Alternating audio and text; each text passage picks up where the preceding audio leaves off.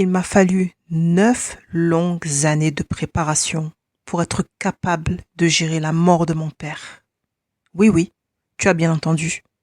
Dieu m'a préparé au décès de mon papa durant 9 ans. Et c'est le témoignage que tu vas entendre aujourd'hui. Je te garantis que 9 ans, ce n'était pas trop. C'était pile poil le temps dont j'avais besoin pour survivre à cette épreuve qui a totalement bouleversé ma vie. Le Dieu de notre Bible est un papa qui connaît parfaitement ses enfants. Il connaît nos limites et tout ce que Dieu fait est bon. La 8e année, je n'étais pas prête. Mais la 9e année, j'étais à point, parée pour toute éventualité. Et je peux affirmer cela parce que j'ai pris le temps de comprendre tout ce qui s'est passé. Et aujourd'hui, je suis totalement restaurée, guérie par la grâce de Dieu. Et je peux témoigner. Alors, je ne vais pas pouvoir rentrer dans tous les détails. Je vais entrer dans certains détails, mais pas dans tous les détails, parce que déjà, ce témoignage-là, il va faire 5 parties.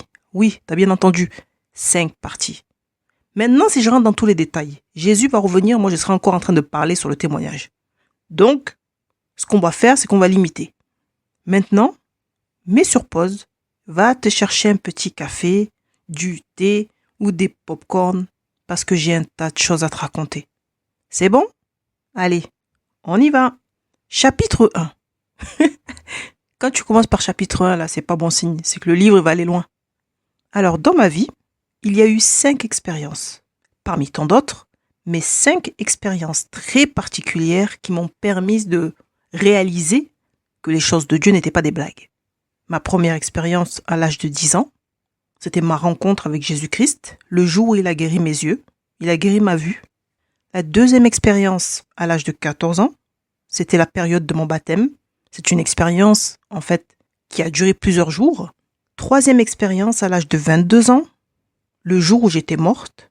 Oui, tu as bien entendu, le jour où j'étais morte et que j'ai vu mon corps allongé sur mon canapé et que j'ai vu 2 anges géants, l'un au niveau de ma tête et l'autre se tenait du côté de mon cœur. Comme j'ai eu peur de leur gloire, j'ai vite fermé les yeux, mais j'ai compris qu'ils combattaient. L'ange géant, avec une épée flamboyante là, placée du côté de mon cœur, avait ses mains au-dessus de mon corps. Et l'autre ange géant là, bien que glorieux aussi, mais j'ai très vite compris que celui-là, là, c'était celui qui voulait m'ôter la vie. Et lorsque ma tête a commencé à traverser le plafond, il y a une force en fait qui est sortie de l'ange guerrier là, celui qui était placé du côté de mon cœur, et mon âme est revenue dans mon corps. Je me suis assise sur mon canapé, je ne voyais plus du tout les 2 anges géants là, mais je sentais leur présence dans la pièce. Je n'ai pas bougé pendant 15 minutes. J'ai fixé l'horloge qui était devant moi. Et au bout de 15 minutes, j'ai senti, tu sais, comme un souffle sur mon visage. Et à ce moment-là, j'ai vraiment ressenti l'amour du Père. C'était l'amour du Père qui est en train d'envahir mon salon, comme si le Seigneur m'enveloppait de son amour. Tu sais, quand tu enveloppes un bébé là à la naissance pour le protéger du froid, eh ben c'était pareil pour moi. J'ai pleuré, pleuré, pleuré. Et Dieu m'a consolé. Et Dieu m'a donné la joie ce jour-là. 4e expérience, à l'âge de 27 ans, durant 3 jours, nuit et jour mon ami, la présence de Dieu n'a pas quitté ma chambre. 3 jours qui m'ont paru en fait comme 3 heures. Tellement c'était merveilleux. J'étais tellement bien, je n'ai pas de mots suffisamment forts pour exprimer ce que j'ai ressenti à ce moment-là. 3 jours où je n'ai même pas ressenti le besoin de manger ni de boire. J'étais nourrie par la parole de Dieu et par sa présence. La présence de Dieu, en fait, elle était tellement forte que j'étais obligée de me recouvrir totalement. Je me suis recouverte entièrement avec ma couette. Et je restais face contre terre parce que je n'arrivais pas à avoir une autre posture. Impossible de me tenir assise ou à genoux et encore moins debout. Je tremblais comme une feuille. Alors, j'avais pas du tout peur, en fait. C'était une sainte crainte, on va dire. En fait, il y avait une sainte crainte qui m'envahissait à chaque fois que la présence de Dieu, la majesté de Dieu se manifestait. Et lorsque je sentais la présence de Dieu se retirer, c'était toujours pour que je puisse aller m'occuper de ma fille. Lui donner le bain, la nourrir, jouer avec elle, prier avec elle ou lire la parole avec elle. Et dès que je la mettais à la sieste, je retournais dans ma chambre, je commençais à lire les psaumes, ensuite je priais et la présence de Dieu se manifestait. Et ça a duré pendant 3 jours. Et c'est durant ces 3 jours en particulier que le Seigneur m'a donné en fait des instructions qui étaient claires, nettes, précises au sujet de ce que je devais faire et surtout au sujet de ce que je ne devais pas faire pour lui plaire et faire sa volonté. Mais c'est aussi durant ces 3 jours qu'il m'a révélé les choses difficiles que j'allais vivre dans l'Église de Dieu, mais aussi les grandes victoires que j'allais obtenir. 5e expérience en août 2017. Mon mari et moi dormions paisiblement. On venait de se marier. Lorsque soudainement, je fus réveillée par une présence étrange dans la chambre. Je n'ai même pas eu le temps de me poser trop de questions, puisqu'au moment où j'ai voulu sortir du lit, des mains ont saisi ma tête pour la resserrer comme un étau. Alors j'ai voulu utiliser mes bras et mes mains pour repousser la personne, mais tous mes membres, tout mon corps était paralysé, excepté mes doigts de pied, avec lesquels bien sûr tu ne peux absolument rien faire dans un cas comme celui-ci. Tu vas faire quoi avec tes doigts de pied? Comment tu vas te défendre? Alors, je voulais crier pour réveiller mon mari. Et lorsque j'ai commencé à ouvrir la bouche, les mains qui écrasaient ma tête là, elles se sont posées sur ma bouche. Elles se sont posées sur mon visage pour l'écraser. Et plus j'essayais de crier, plus la main m'étouffait et tordait mon visage. Jusqu'au moment où je ne pouvais plus respirer. Et au moment où je sentais que j'allais partir, j'ai réussi à dire « Jésus !» malgré ma bouche écrasée et tordue par cette personne-là. Mon mari, qui a le sommeil lourd, mais quand je te dis lourd, ça veut dire qu'il y a une bombe là qui explose, il n'entend même pas. Au moment où j'ai prononcé Jésus, il s'est soudainement réveillé. Il m'a regardé dans le lit, raide comme un piqué, paralysé sur le lit, la bouche tordue, il m'a dit « Mais qu'est-ce que tu as ?» Il n'avait jamais vécu de manifestation démoniaque. Il ne comprenait pas, lui, ces choses-là spirituelles. Mais il a tout de suite compris qu'il devait prier pour moi immédiatement. Quand il s'est réveillé, lui, qui m'a regardé, il n'a rien vu d'autre dans la pièce que moi. Il m'a imposé les mains, il a pris position. Lui-même ne sait toujours pas comment il a pu prier comme ça, parce qu'il ne connaissait rien du tout au monde spirituel, ni au combat. Et l'esprit, ou plutôt l'entité qui était là, en train de me faire du mal, a quitté la chambre. Immédiatement. Et c'est de cette façon que mon mari a vécu sa première expérience avec le monde spirituel démoniaque, avec une entité qui attaquait son épouse en plein milieu de la nuit. Ouais, c'était super, Donc voilà, ce sont les 5 expériences que je ne suis pas prête d'oublier, et surtout je n'ai pas intérêt de les oublier. Mais aucun risque, ne t'inquiète pas. Je me souviens de tout ce qui s'est passé, comme si je venais juste de vivre les choses. Et aujourd'hui, le témoignage que je vais te raconter est directement lié à l'expérience numéro 2, qui est la période de mon baptême. Et si j'ai pris le temps de t'expliquer mes 5 expériences, ce n'est pas pour faire la causette. L'expérience numéro 2 est directement liée à mon témoignage. Et mon témoignage sera suivi d'une prochaine étude en rapport avec le sujet du témoignage. Parce que nous devons impérativement traiter certains sujets plus sérieusement. Parce que les choses sur cette terre vont se gâter, ça va devenir craignos. Je te l'ai toujours annoncé ça c'est pas une grande nouvelle, Mais bon, il y a certaines choses dont nous devons parler encore, il y a certains sujets que nous devons traiter. Si je témoigne aujourd'hui, ce n'est pas parce que j'avais spécialement envie de témoigner sur ce sujet-là, mais c'est parce que je suis obligée. En fait, je témoigne sur ordre de mon papa que nous avons mis en terre au mois de janvier 2024. Mais je dois quand même reconnaître qu'il a bien fait de m'imposer ça, parce que je suis convaincue, mon frère, ma sœur, que le Seigneur te parlera d'une manière ou d'une autre à travers ce témoignage. Alors, je suis passée par les eaux du baptême à l'âge de 14 ans. J'allais à l'école du dimanche depuis mes 7 ans. Mais très honnêtement, à part les guérisons et les miracles de Jésus, je ne peux pas dire que je comprenais vraiment la Bible. Je suis allée dans une colo chrétienne à l'âge de 13 ans. Et c'est là-bas que j'ai donné mon cœur à Jésus-Christ. Et bien sûr, j'ai souhaité naturellement me faire baptiser par la suite. Mais pour ça, j'ai dû attendre 1 an. À cette époque, je faisais partie d'une ADD, Assemblée de Dieu. Et dans notre assemblée, il y avait une gentille petite mamie qui avait toujours dans son sac à main des bonbons à donner aux enfants. Tu penses bien qu'évidemment, c'était notre mamie préférée dans l'église. Et en plus de nous donner des bonbons, parfois elle nous donnait la pièce. On l'a kiffé. On l'appelait mamie bonbon. On voyait toujours cette mamie donner quelque chose ou faire quelque chose dans l'église. C'est simple. Elle distribuait des bonbons, des fois de l'argent. Elle avait toujours un balai dans la main pour balayer l'entrée de l'église ou le sol à l'intérieur. Elle était à la librairie, elle faisait l'accueil. Ou alors parfois on la voyait foulard sur la tête, à genoux, devant sa chaise pour prier. Quelques jours avant mon baptême, mamie bonbon, elle vient me voir et elle me dit Charlène, est-ce que tu es prête pour ton baptême? Et moi, je lui réponds, non, mamie, pas encore, parce que j'ai pas écrit mon témoignage. Avant, tu étais obligée d'écrire ton témoignage. Il fallait que le pasteur le lise. Et là, elle prend mes mains, elle me fixe et elle me dit, oh, Charlène, tu dois beaucoup prier, ma petite. Beaucoup prier, parce que le combat commence. Ensuite, elle fouille dans son sac, elle sort des bonbons, pour ma copine et pour moi, elle attrape son balai et commence à nettoyer l'entrée de l'église. Franchement, moi, à ce moment-là, j'avais pas vraiment compris son histoire de combat. Mais comme elle m'avait dit qu'il fallait que je prie plus, au lieu de prier une fois par jour, je priais 2 fois par jour. Et pour moi, c'était bon, tu vois. J'étais au top. Donc après une semaine de prière, là, 2 fois par jour, le pasteur me convoque pour me dire que finalement, il ne voulait plus me baptiser, et ça, sans me donner de raison. De toute façon, franchement, le choc de cette information m'avait laissé quand même sans voix. Je n'ai pas eu le réflexe, on va dire, de demander pourquoi. Je suis rentrée à la maison. J'étais tellement triste que j'en ai pleuré toute la nuit. J'avais invité un tas de monde. Tous avaient accepté mon invitation. Et j'ai dû tous les recontacter pour tout annuler. Alors ils étaient tous dégoûtés pour moi, parce qu'ils entendaient parler de mon baptême matin, midi, soir. J'étais tellement contente que je racontais à tout le monde que j'allais me faire baptiser. Pour moi, c'était un grand événement dans ma vie. Je témoignais tout le temps et à n'importe qui que Jésus-Christ avait touché mon cœur à la colo, que j'allais me faire baptiser. Alors imagine à quel point j'étais abattue en apprenant que je ne pouvais plus me faire baptiser.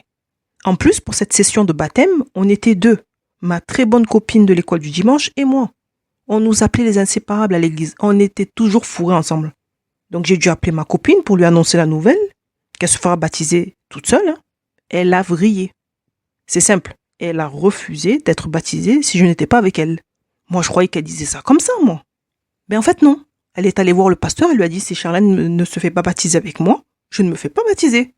Le jeudi soir, nous sommes allés à la réunion d'évangélisation comme d'habitude, et ma copine et moi, comme d'habitude, nous étions assises à côté. Et à la fin de la réunion, le pasteur vient la voir pour lui dire que elle ne devait pas repousser son baptême, parce que c'était vraiment le temps de Dieu pour elle, et patati et patata. Mais elle ne voulait rien savoir. Elle a dit au pasteur, je ne veux pas me faire baptiser sans Charlène, un point, un trait. Le monsieur était dépassé. Il a continué à négocier avec elle, et moi j'étais assise à côté, je disais rien.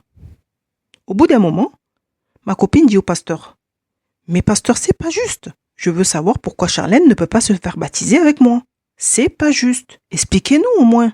C'est à ce moment-là que je vois mamie Bonbon passer avec son balai là, parce qu'elle était en train de balayer à côté du pasteur. Donc, elle pose son balai, elle met son foulard sur la tête, et elle se met juste à côté de moi, à genoux, pour prier. Lorsque cette mamie s'est mise à prier, j'ai senti dans mon cœur qu'il se passait quelque chose. Je ne savais pas quoi, ne me demande pas. Mais quelque chose était en train de se produire. Et ma copine a demandé à ce moment-là, une dernière fois au pasteur, s'il vous plaît, pasteur, expliquez-nous pourquoi Charlène ne peut pas se faire baptiser. Parce que ce n'est pas juste, on ne comprend pas. Il a réfléchi un instant, et là, la réponse qu'il nous a donnée nous a scotché. Il a dit, j'ai prié, comme je le fais habituellement pour les baptiser, et le Seigneur m'a dit que le baptême de Charlène était inutile, parce qu'elle allait abandonner la foi. Elle ne tiendra pas. Mamie Bonbon l'a regardé, mais elle a regardé d'un air. En fait, c'était bizarre. Ma copine et moi étions choqués. On n'a pas eu le temps, en fait, d'en savoir plus, parce que le pasteur a lâché cette bombe-là, et puis il est parti. Il a tourné les talons, il nous a plantés là, tel quel. Ensuite, quelqu'un a hurlé derrière nous, là, 2 secondes après, on va fermer l'église, allez, tout le monde dehors. Une fois dehors, mamie Bonbon est venue vers nous, et elle m'a dit, ma petite Charlène, sois en paix. Tout va rentrer dans l'ordre. Jésus t'aime, ne l'oublie jamais. Tu as compris? Ensuite, elle nous a fait un bisou sur le front, elle nous a donné des bonbons, et elle est partie tranquillement. En rentrant à la maison, évidemment, j'étais encore triste, alors j'ai pleuré, j'ai beaucoup pleuré. Et je me posais beaucoup de questions, parce que cette nouvelle information venant du pasteur, comme quoi j'allais abandonner la foi, m'avait légèrement perturbée, ce qui est compréhensible. Finalement, le samedi après-midi, le pasteur téléphone à la maison et il dit à ma mère que finalement, si je voulais me faire baptiser dimanche après-midi comme prévu, c'était OK pour lui. Ce que j'ai immédiatement confirmé au téléphone. Je n'ai même pas cherché à comprendre, midi à 14h, le pourquoi du comment, le monsieur avait changé de décision. Je m'en fichais complètement. j'allais me faire baptiser et il fallait que je rappelle tous mes invités et surtout ma copine avec qui j'allais être baptisée. Il fallait que j'annonce la nouvelle rapidement. Évidemment, toute ma liste d'invités n'a pas pu se libérer à la dernière minute, ce qui est normal, hein, parce que la plupart avaient prévu autre chose. Mais Dieu m'a quand même fait grâce d'une vingtaine d'amis inconvertis. Ils sont venus juste pour moi à l'église ce jour-là. Résultat, le baptême était génial. 5 de mes invités ont accepté le Seigneur Jésus-Christ ce jour-là, et d'autres ont accepté le Seigneur, mais plus tard. Voilà, j'ai été bénie. On m'a offert des cadeaux, de l'argent, des bijoux. On a mangé d'excellents gâteaux et il y avait beaucoup de joie. À ce moment-là, moi, je comprenais pas vraiment le rôle de mamie bonbon dans ma vie. C'est aujourd'hui, maintenant, que je comprends. Maintenant que j'ai de la bouteille en Jésus-Christ, j'ai tout compris. Mamie bonbon était une femme spirituelle qui avait du discernement. Et elle avait beaucoup de sagesse. Elle avait discerné les choses pour lesquelles elle a intercédé. Elle a discerné les oppositions pour lesquelles elle a pris position en priant. Ces choses, justement, elles faisaient partie du combat dont elle me parlait, à l'approche de mon baptême. Quelque temps après mon baptême, j'ai pu apporter l'évangile dans plusieurs foyers et je peux dire qu'il y avait vraiment une grâce particulière sur moi à cette période-là.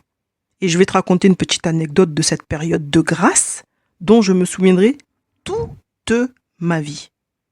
Alors j'avais une de mes copines qui n'avait pas pu venir au baptême. Et elle voulait absolument que je parle de Jésus à sa mère.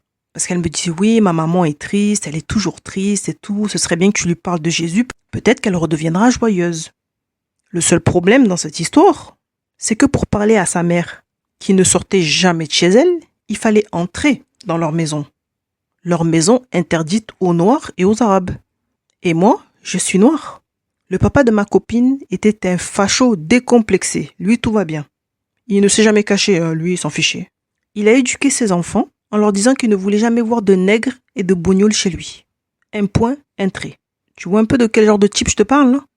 Mais, comme la maman de ma copine avait beaucoup voyagé dans les pays africains, elle a communiqué à ses enfants l'envie de fréquenter les Noirs, les Arabes, les étrangers.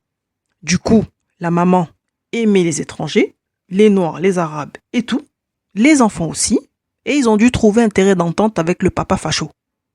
Alors le papa, il a dit clairement, les nègres et les bougnoules ne rentrent pas chez moi. Vous pouvez rester avec eux, mais dehors. Donc, je me suis rendue chez ma copine, du moins devant chez elle. Sa maman est sortie et quand elle est sortie, elle était tellement ravie de me voir. Elle m'a accueilli, mais vraiment du mieux qu'elle pouvait, compte tenu des circonstances. Elle était gênée de ne pas pouvoir me faire entrer chez elle. Mais je lui ai dit, mais ça, c'est pas grave, il n'y a pas de souci. Et ensuite, les 2 grands frères de ma copine sont venus nous retrouver. On a lu la Bible, on a discuté. Ils m'ont posé des questions, Dieu merci, des questions simples, parce que moi, à cette époque-là, j'avais pas trop de connaissances. La maman de ma copine était très touchée, elle n'arrêtait pas de pleurer. Et à un moment donné, le papa arrive. Et il arrive pendant que j'étais en train de parler du bien et du mal dans le monde, parce qu'il m'avait posé des questions sur le sujet. Alors moi, je le vois posé à côté de moi, je dis bonjour. Bon, il ne m'a pas répondu, mais je ne me suis pas dégonflée. J'ai continué à parler.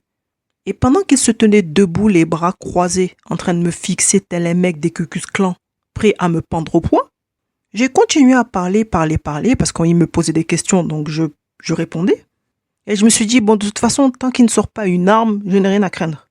Oui, je dis bien une arme, parce qu'un jour, il a sorti son fusil de chasse, parce qu'il y a un petit maghrébin qui est rentré dans son jardin pour aller chercher son ballon.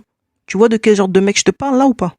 Bref, il est resté à écouter, à la grande stupéfaction de tous les membres de sa famille qui étaient en stress, au moindre mouvement qu'il faisait. Eux, ils avaient peur qu'il lève la main sur moi ou qu'il fasse une dinguerie. Et au bout de 15 minutes, le papa facho, il me touche le bras et il me dit « Allez, rentre, va, il fait chaud dehors, viens boire un coup. » Comment te dire que sa femme et ses 3 enfants ont fait la même tête que s'ils avaient vu une licorne. La maman me fait rentrer, tout le monde est silencieux. Moi, je savais pas trop quoi faire, je me suis dit, il va pas me découper chez lui, j'en sais rien. Et le papa me dit, tu veux quoi? Du coca ou du jus de citron? Je dis, du coca, s'il vous plaît, monsieur. Il me sert lui-même, il me donne mon verre. Et qu'est-ce qu'il me dit? Moi, j'aime pas les bougnots, là. J'aime pas les nègres. Mais toi, là, petite, je t'aime bien, Tu parles bien, petite. T'es intelligente, Tu vas aller loin dans la vie. Hein?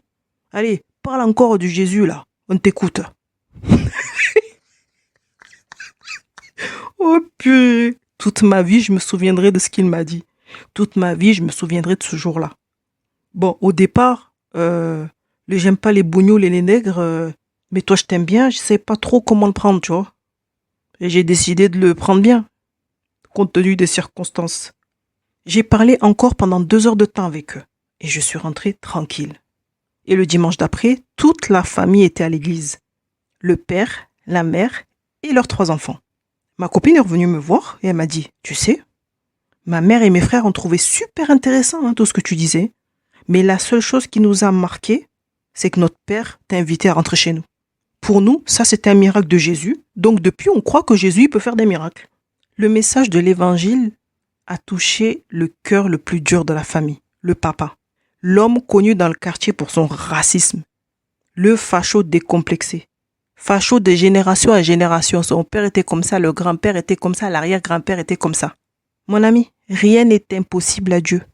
Donc tu vois un peu le genre de grâce qu'il y avait sur moi juste après mon baptême. Voilà, c'était la petite anecdote que je voulais vraiment te raconter. Je ferme la parenthèse. Je reviens maintenant à la période de mon baptême, ou plutôt après mon baptême. Tu te souviens quand je t'ai raconté que ma copine avait insisté pour que le pasteur nous donne les raisons de son changement de décision concernant sa volonté de me baptiser. Et que celui-ci nous a expliqué clairement qu'il avait prié et que Dieu lui avait dit que le baptême pour moi était complètement inutile parce que soi-disant j'allais abandonner la foi. Tu t'en souviens? Eh bien figure-toi que 3 ans après le baptême, ma copine là, avec qui j'ai été baptisée, a abandonné totalement la foi en Jésus-Christ pour se convertir à l'islam. Elle n'a plus jamais voulu entendre parler de l'Église, de Jésus-Christ ou des chrétiens. Elle a complètement coupé les ponts avec toutes les personnes qui lui rappelaient son ancienne vie en Jésus-Christ. Et pour que les choses soient bien claires pour tout le monde, elle a fait changer son prénom bien français pour un prénom musulman. Le dimanche après-midi, environ 1 heure à peu près avant les baptêmes, Mamie Bonbon, qui s'occupait des tenues des baptisés et des serviettes et toutes ces choses là autour du baptême, est venue nous voir dans la salle spéciale réservée aux baptisés.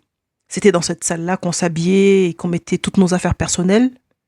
Donc Mamie Bonbon, elle vient et puis elle nous demande si tout va bien, si on n'est pas trop stressé, si on avait besoin de quelque chose, quoi. Bref, elle était aux petits soins, comme d'habitude.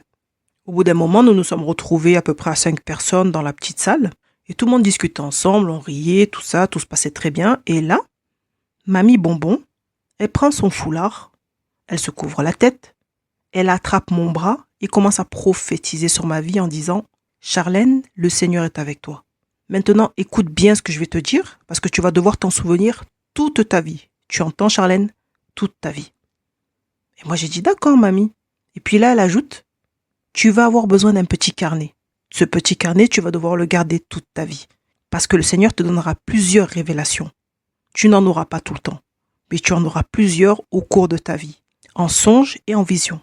Et toutes les révélations que tu recevras ne s'accompliront pas immédiatement et ne te concerneront pas toujours. Et c'est pourquoi tu devras noter les choses que tu recevras dans les moindres détails. Tu seras une sentinelle qui avertira du danger. N'aie pas peur, parce que Dieu sera avec toi. Et n'oublie jamais de demander l'interprétation des songes et des visions que tu recevras. Le Saint-Esprit t'éclairera. Prie et médite la parole de Dieu. N'oublie jamais de tout noter dans ton carnet. Ensuite, elle m'a fait un gros bisou sur le front. On a tous eu des bonbons et on a continué à discuter tranquillement. Si je peux te répéter mot pour mot là, ce qu'elle m'a dit, le jour J, le jour de mon baptême, ce n'est pas parce que j'ai retenu tout ce qu'elle m'a dit par cœur. Non, pas du tout. C'est parce qu'elle a demandé à quelqu'un qui était au milieu de nous d'écrire exactement ce qu'elle venait de me dire sur un papier que j'ai gardé jusqu'à maintenant. Cette petite mamie, elle a impacté ma vie. J'avais 14 ans et c'était la première fois de ma vie que j'entendais de telles paroles. Bien sûr, à ce moment-là, j'avais pas tout compris, excepté qu'il fallait que je m'achète un carnet pour noter des choses que Dieu allait me dire de temps en temps. En gros, c'est ce que j'avais saisi. Voilà, rien de plus. Son histoire de songes et de visions, de révélations, moi j'étais pas dedans, quoi. C'était trop pour moi, je comprenais pas. Et après l'après-midi baptême, en rentrant à la maison, j'ai récupéré donc un petit carnet tout neuf dans mes affaires et j'ai collé à la première page la prophétie qu'elle m'a donnée. Et ensuite, j'ai mis mon carnet de côté. Et tu sais quoi? Il n'a pas fallu très longtemps avant que cette prophétie commence à s'accomplir dans ma vie. 1 mois après mon baptême, j'ai fait un premier songe. Et ce songe concernait ma vie. Il concernait mon avenir. Et il n'était pas bon du tout, du tout, du tout.